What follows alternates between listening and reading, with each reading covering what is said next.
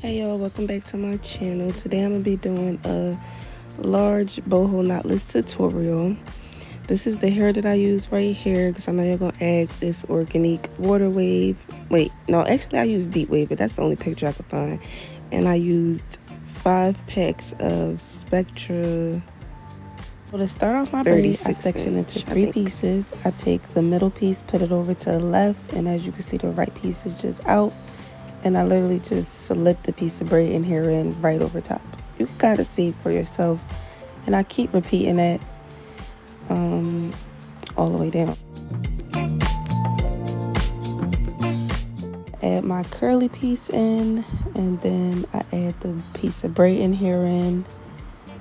Braid it, flip the curly piece up so it stays out the way. Y'all gonna see me clip it right there so it really don't be in my way as I'm braiding down, because I hate that. And yeah, for each braid I add at least 2 to 4 curly pieces, because the curly pieces that I had was kind of short, so the more that I added, the more of a fuller look it gave, versus if I had longer curls compared to how long my client's braids was, which her braids was styling, it would have looked better. But it still came out cute regardless because I know how to finesse it. So if you have shorter curls, longer braids, you just add more curly pieces towards the top, the middle, and the end, instead of just adding one long curly piece at the top if you had longer pieces. As I mentioned before, this is my large knotless, so for the first 2 rows on the back, I do 2 braids at the bottom, 3 braids over top of that, 6 braids in the next row, 8 in the second to last, and then I do 6 in the last one because it's 3 on each side where the part is. So as I mentioned before, separate it into 3 sections. Take the middle piece, put it over to the left, and slip your piece of braid in here in, and then you continue to braid. I feel like it's really self-explanatory. The way that I braid is a lot more simpler to me. I can only speak for myself, but that's just how I feel. I think it's a lot easier, because as y'all can see, I just put the piece of braid in here in there, and I keep braiding. I don't have to spend a lot of time like doing a whole bunch of extra stuff. Sometimes I see people doing knotless, and I'm like, it's not that difficult. Like, you don't even have to do all of that. But I also could say that the method that you see me doing right now, I did not learn this method from nobody else. I did not watch no tutorials on YouTube and see nobody else doing this. Reason being, the way that I set my fingers up, I was so used to braiding my own hair. When I went to braid other people's hair, I would try to like copy what they was doing, and it never would work for me. And at the time, I felt like I was never going to learn how to do knotless until I thought of this way that worked best for me. And it's basically like you start in a single braid and you just add braid pieces of hair in, like literally. But yeah, y'all, I had to go through a lot of trial and error to learn this. I'm not saying that I didn't watch knotless braid tutorials on YouTube at all, but I'm saying the method that I see a lot of people using, it never worked for me. So watching the tutorials was pointless, because technically I wasn't learning nothing because I couldn't braid like that. So when I figured out this, and like I figured out just what worked best for me and how I set my fingers up, I took this and I ran with it, and I elevated it, and I improvised, and now I'm teaching y'all.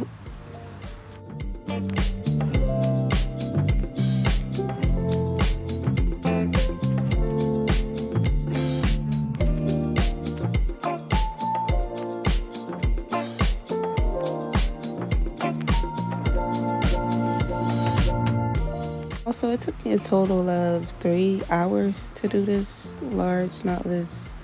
And that's another thing about my method. Me personally, I found that it saved me time. But anyways, see, separate into 3 pieces. Take the left piece. The right piece is separate from the 2 that I already have flipped over with each other. And you just add your pieces of braid in here. And I hope it makes sense when I'm explaining it. But if it don't make sense when I'm explaining it, y'all literally are watching me do it. Like, come on now.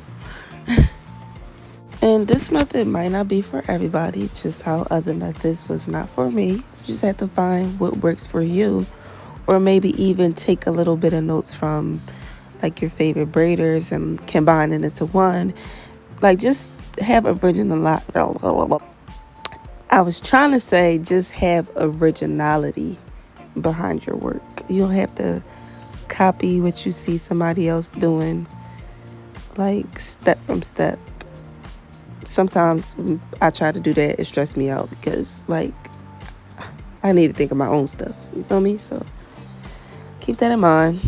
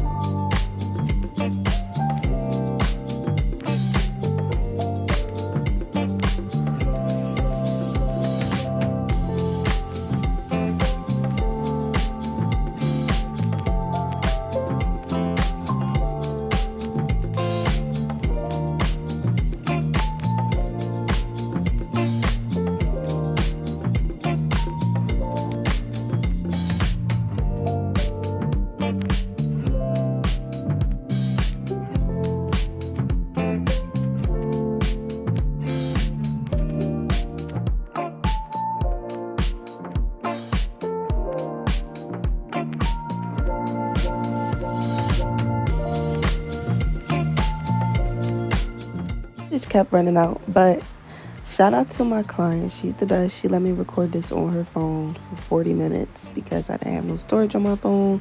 And I had to keep stopping, deleting videos, trying to restart it. So if the video was kind of choppy, it's because literally I didn't have no storage on my phone. And my client let me use her phone to record it. So big shout out to her. And she's a loyal. Period. Don't play with her.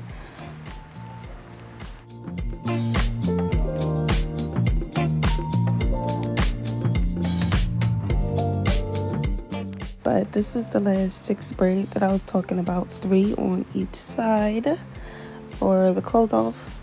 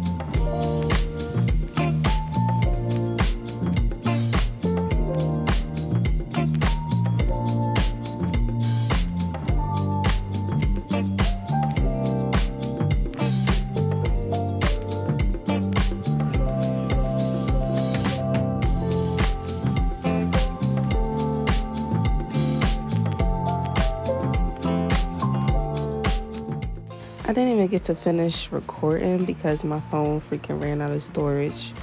Hopefully I could buy a camera soon. I really don't even know which camera I want, but if this is something that I'm going to be doing consistently, which it probably is because I've been wanting to do my YouTube for a long time, but honestly I just get discouraged fast in between actually physically having to do hair record while I'm doing the hair, make sure the camera is right, editing the videos, doing the voiceover. And it just sucks when you feel like you're doing all of that and you're doing it for nothing because nobody's not even watching. But the more I be consistent, the more I know my following on YouTube is going to continue to grow, and I'm gonna just manifest that for me. So for the rest of this year, every time I do a client or anytime that I can have storage on my phone, I'm going to be recording so I could do a story, because I actually had fun doing this. This is probably the first time I edited and recorded and I actually had fun, and I really was satisfied with the footage, and I feel like it was good enough to even put out there on YouTube. The rest of the videos, I don't freaking know. It was trial and error, okay? But this is the one.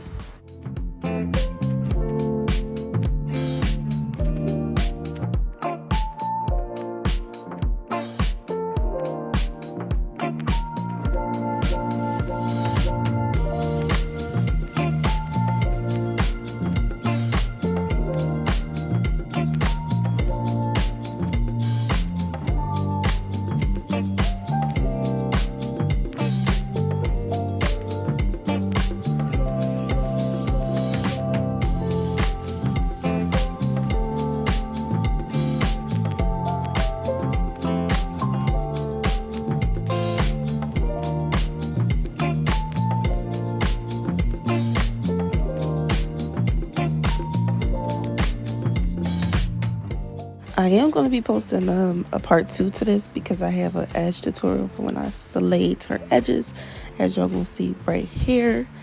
This is the finished look. Make sure you like, comment, and subscribe. Make sure you follow my Instagram at slay by 6. See ya.